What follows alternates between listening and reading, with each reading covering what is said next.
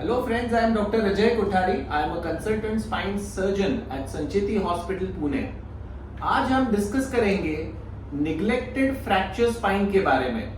मतलब जो fracture spine बराबर से ट्रीट नहीं होते और फिर आगे चलकर वो फ्रैक्चर स्पाइन कोलैप्स होते हैं और वो बोन का हड्डी स्पाइनल कॉर्ड के ऊपर दबाव देकर डिलेड कॉम्प्लिकेशंस कॉज कर सकता है। तो आज एक नई केस स्टडी हम लेते हैं। हमारे साथ है मिस्टर अजीत शिंदे। अजीत जी का फ्रैक्चर हुआ था 1 साल पहले। ये आप देखते हो कि ये उनका L1 वर्टेब्रल फ्रैक्चर था और ये 1 साल पहले गिरे थे। शुरुआत में उन्होंने कुछ कंजर्वेटिव ट्रीटमेंट लिया और फिर थोड़ा उनका पेन कम हो गया और उन्होंने उसके ऊपर कुछ ख्याल नहीं दिया। बट 6 महीनों के बाद वो जो पहले उनका फ्रैक्चर था वो कोलैप्स हो गया। अगर आप नॉर्मली हड्डी देखेंगे तो ये चौकोन होती है, बट अगर आप यहाँ देखेंगे तो ये हड्डी क्या हो गई है, पूरी दब गई है और आगे चलकर ये हड्डी पीछे स्लिप होकर इनके स्पाइनल कॉर्ड के ऊपर दबाव देने लग गई। You can zoom a bit more like this. तो ये हड्डी उनके स्पाइनल कॉर्ड के ऊपर दबाव देने लग गई और जिसके कारण उनको कमर से लेके पैरों में काफी दर्द होता था, पैरों में झुंझुनाहट आने लग गई थी और 1 साल के बाद फिर वो हमारे पास आए। ये उनका सीटी स्कैन है। Zoom it up. हाँ, तो ये अगर आप यहाँ देखेंगे तो ये उनका हड्डी का बॉडी का कोलैप्स है और ये बोन का पीस पीछे से जो स्पाइनल कॉर्ड जा रहा है उसके ऊपर दबाव देना शुरू करता है। इसको डिलेड कोलैप्स बोलते हैं।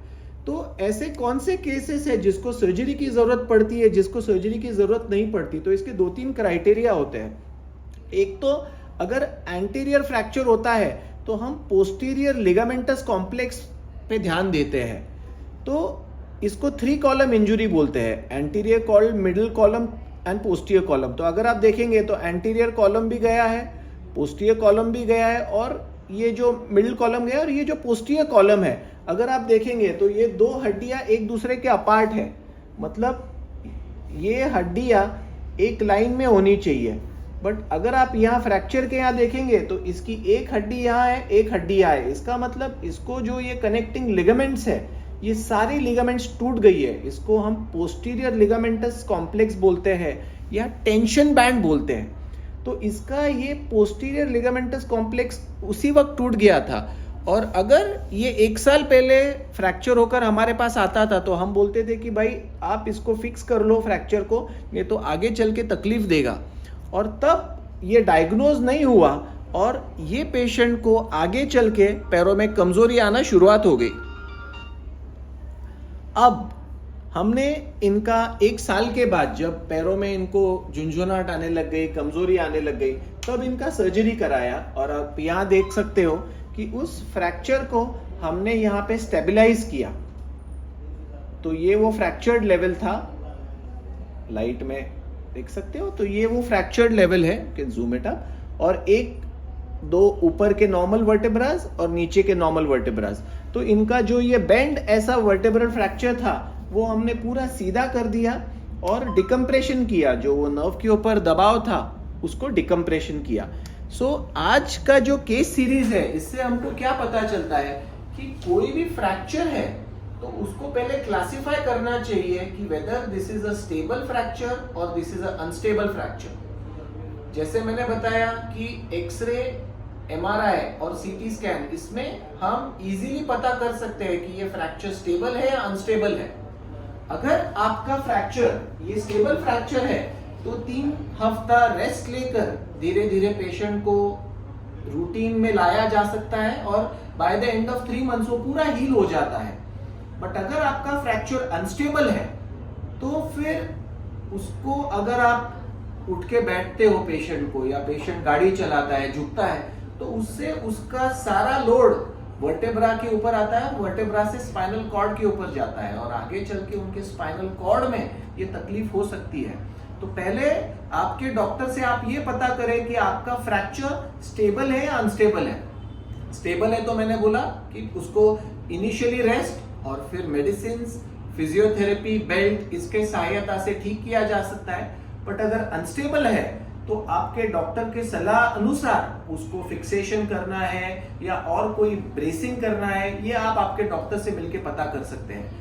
तो मिस्टर अजीत शिंदे का हमने 1 महीने पहले सर्जरी किया और आज ये हमारे पास फॉलोअप के लिए आए थे। कसं वाटतंय अजित आता? पहिल्यासारखं वाटतंय, नॉर्मल आहे? वेदना कमी झाल्या आहेत आता? वेदना कमी झाल्या. जो आधी पायात मुंग्या येत होत्या ते कमी झाल्या आहेत? हो, मुंग्या येत होत्या, लगेला त्रास होता, ते आता काही नाही. सो इनको यूरिन में भी दिक्कत आने लग गई थी, क्योंकि मैंने जैसे आपको बताया कि वो जो फ्रैगमेंट है वो स्पाइनल कॉर्ड के ऊपर दबाव देने के कारण इनका यूरिन का भी कंट्रोल लॉस हो रहा था। इनको पेट में कॉन्स्टिपेशन हो रहा था, मतलब मोशंस इजीली हो रहे थे और उनका पैरों में कमजोरी आने लग गई थी। आता लघवीचा त्रास कमी झाला, कमी झाला. नॉर्मल लघवी होते आता, हो, संडास व्यवस्थित व्हायला लागली आहे, व्यवस्थित. आता किती चालतोय? मी आता मला असं चालू वाटतं, भरपूर चालू आता वाटतं. चालून दाखव. So you can see him walk. हे बघ इथे चाल, या लाल पट्टीवरती मागे सरका, परत ये. So he is walking very normally. परत जा. हा. आणि आता सरळ बघ. आता मांडी घालून खाली बस. पोस्ट सर्जरी जमीन पे भी पालथी मार के बैठ सकते हैं. उभा रहा, थोड़ा पुढे समोर वा, पायाचा अंगठा धरा, आराम से पूरा झुक सकते हैं, सरळ हो मागे. और अगर आप यहाँ देखेंगे तो थोड़ा सा टर्न होऊन जा. सो ये थोड़ा वर्ती करतो हा. तो ये उसका जगह है सर्जरी का. थोड़ा सा मागे होतोस, कैन जूम इन. तो ये जो सर्जरी का जगह है कि इनका यहाँ फ्रैक्चर हुआ था, तो हमने ये सर्जरी करके इनका फ्रैक्चर को यहाँ स्टेबलाइज किया है. But with in 1 month he is leading a completely normal life. इनका यूरिन का मोशन का जो दिक्कत था वो पूरा ठीक हो गया. उनका पैरों की झुंझुनाहट पूरी चली गई, पैरों में ताकत वापस आ गई. आज पूरी नॉर्मल तरीके से चल सकते हैं, झुक सकते हैं, जमीन पे पालथी मार के बैठ सकते हैं. तो the learning from this is कि जब भी आपको स्पाइन फ्रैक्चर होता है, आपके डॉक्टर से पूछे कि ये स्टेबल है या अनस्टेबल है, और फिर उसके मुताबिक आगे चल के ट्रीटमेंट करें. क्योंकि अगर अनस्टेबल फ्रैक्चर को आप उचित ट्रीटमेंट नहीं देते हो तो आगे चल के ऐसे कॉम्प्लिकेशंस हो सकते हैं. Thank you very much.